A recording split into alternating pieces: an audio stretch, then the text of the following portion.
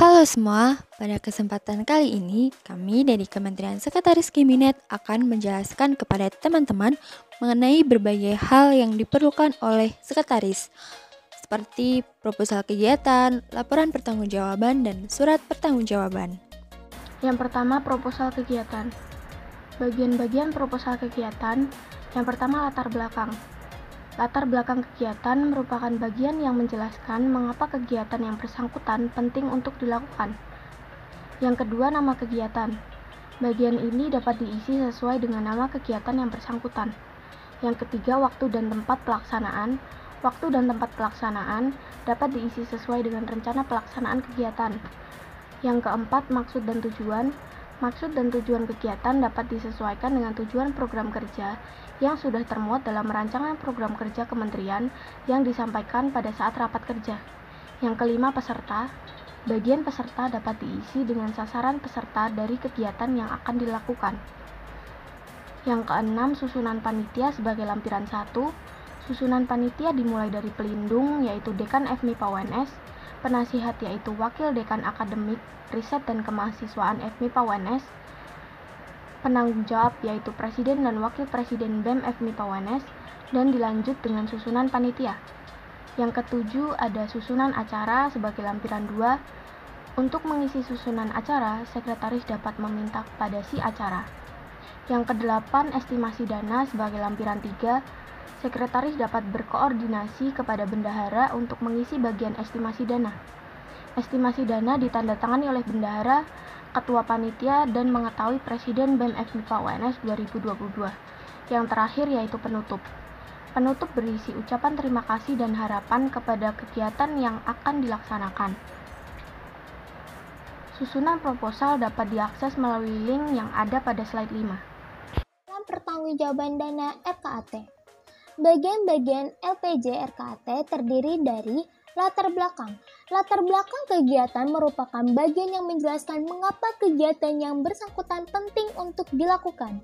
Latar belakang LPJ ini dapat disesuaikan dengan latar belakang proposal. Nama kegiatan. Bagian ini dapat diisi sesuai dengan nama kegiatan yang bersangkutan. Waktu dan tempat pelaksanaan. Waktu dan tempat pelaksanaan dapat diisi sesuai dengan realisasi pelaksanaan kegiatan. Maksud dan tujuan.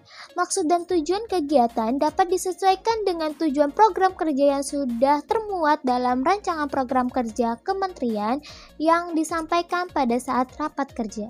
Indikator pencapaian. Indikator pencapaian dapat dituliskan bagaimana ketercapaian kegiatan yang dilaksanakan. Realisasi acara. Bagian realisasi acara dapat dituliskan deskripsi bagaimana realisasi acara yang telah dilaksanakan. Susunan panitia. Susunan panitia ini termasuk dalam lampiran pertama.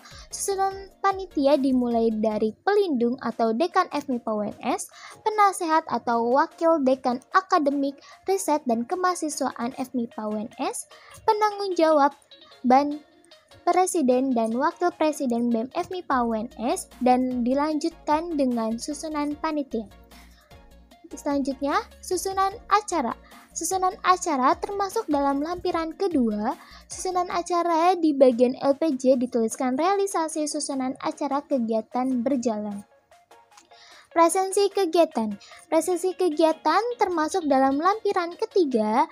Presensi peserta formatnya minimal menggunakan kop surat, ada identitas nama, asal instansi atau NIM, dan tanda tangan jika dilaksanakan secara offline.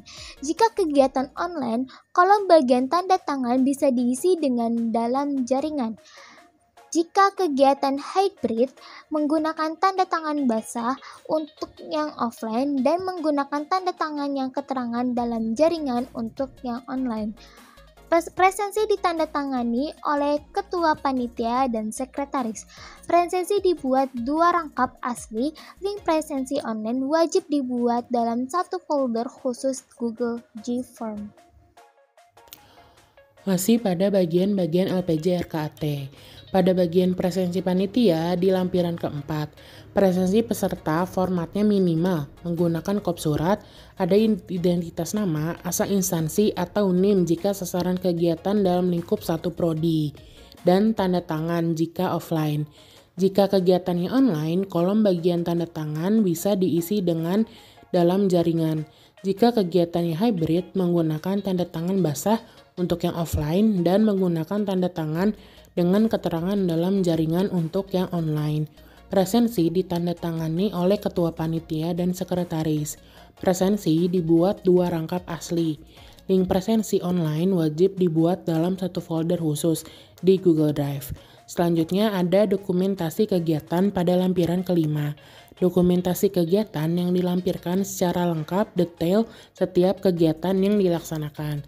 Selanjutnya itu ada penutup.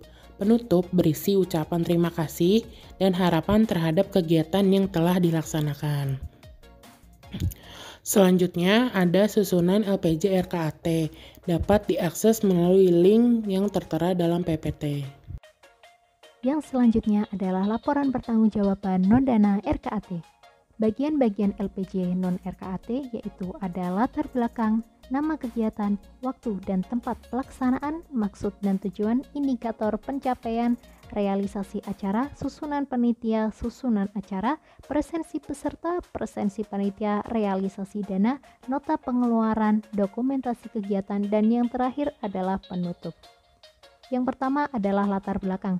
Latar belakang kegiatan merupakan bagian yang menjelaskan mengapa kegiatan yang bersangkutan penting untuk dilakukan. Latar belakang LPJ dapat disesuaikan dengan latar belakang proposal.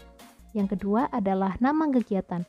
Bagian ini dapat diisi sesuai dengan nama kegiatan yang bersangkutan. Yang ketiga adalah waktu dan tempat pelaksanaan. Waktu dan tempat pelaksanaan dapat diisi sesuai dengan realisasi pelaksanaan kegiatan. Yang keempat adalah maksud dan tujuan. Maksud dan tujuan kegiatan dapat disesuaikan dengan tujuan program kerja yang sudah termuat dalam rancangan program kerja kementerian yang disampaikan pada saat rapat kerja.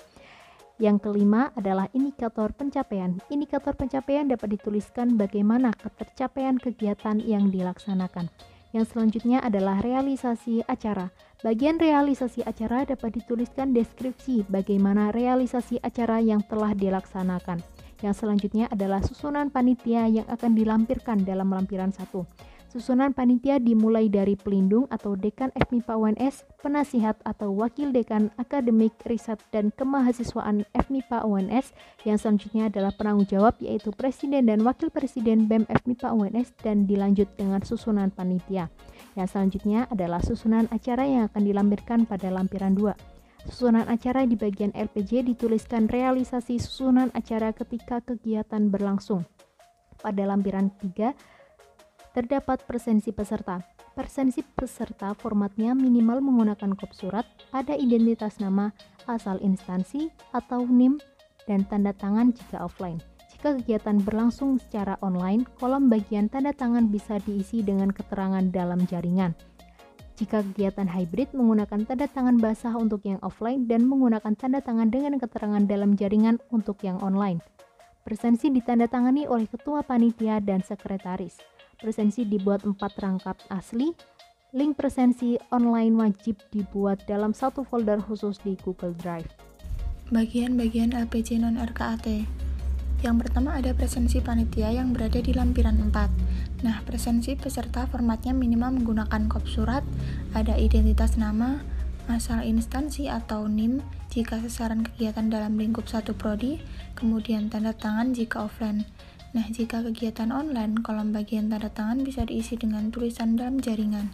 Jika kegiatan hybrid, menggunakan tanda tangan basah untuk yang offline dan menggunakan tanda tangan dengan keterangan dalam jaringan untuk yang online.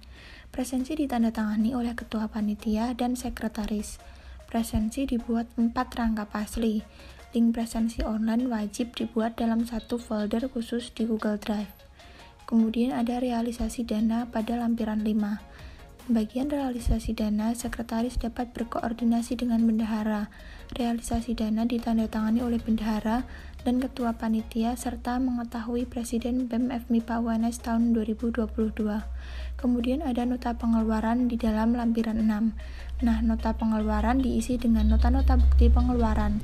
Sekretaris dapat meminta kepada bendahara mengenai nota bukti pengeluaran.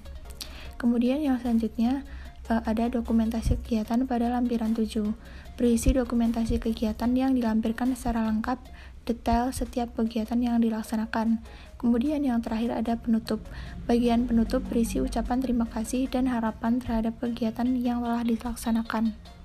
Susunan LPJ non-RKAT dapat diakses melalui link https://bit.ly format LPJ non-RKAT BEM FMIPA. Catatan penting.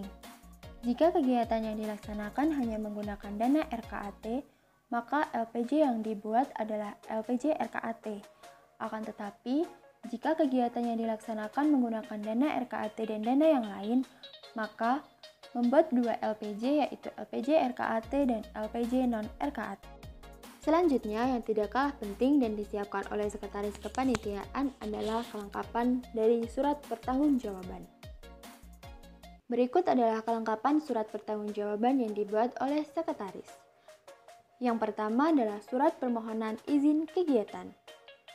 Surat permohonan izin kegiatan diajukan kepada Wakil Dekan Akademik, Riset, dan Kemahasiswaan FMIPA UNS bersamaan dengan pengajuan proposal kegiatan. Yang kedua adalah surat permohonan surat tugas. Surat ini diajukan ketika kegiatan mengundang pembicara yang mendapatkan honor yang berasal dari dana RKAT. Surat permohonan surat tugas diajukan kepada Wakil Dekan Akademik, Riset, dan Kemahasiswaan FMIPA UNS dan diajukan sebelum kegiatan dilaksanakan. Yang ketiga adalah surat permohonan menjadi pembicara. Surat permohonan menjadi pembicara diberikan oleh pembicara sebelum kegiatan dilaksanakan. Yang keempat adalah surat tugas. Surat tugas merupakan hasil dari surat permohonan surat tugas yang telah diajukan kepada Wakil Dekan Akademik, Riset, dan Kemahasiswaan. Surat tugas ini nantinya dikeluarkan oleh Dekan FMIPA UNS dan Sekretaris mempunyai tanggung jawab untuk melakukan follow up kepada bagian akademik. Yang kelima adalah surat kesediaan menjadi pembicara. Surat kesediaan menjadi pembicara diberikan dan ditandatangani oleh pembicara sebelum kegiatan dilaksanakan. Catatan bahwa kelengkapan ini hanya yang disiapkan oleh sekretaris. Kelengkapan-kelengkapan lain disiapkan oleh bendahara dan susunan LPJ dan SPJ dapat dikoordinasikan dengan bendahara kembali. Untuk format-format surat dapat diakses melalui link yang sudah tertera dalam PowerPoint. Sekian yang dapat kami sampaikan, semoga apa yang kami sampaikan dapat bermanfaat.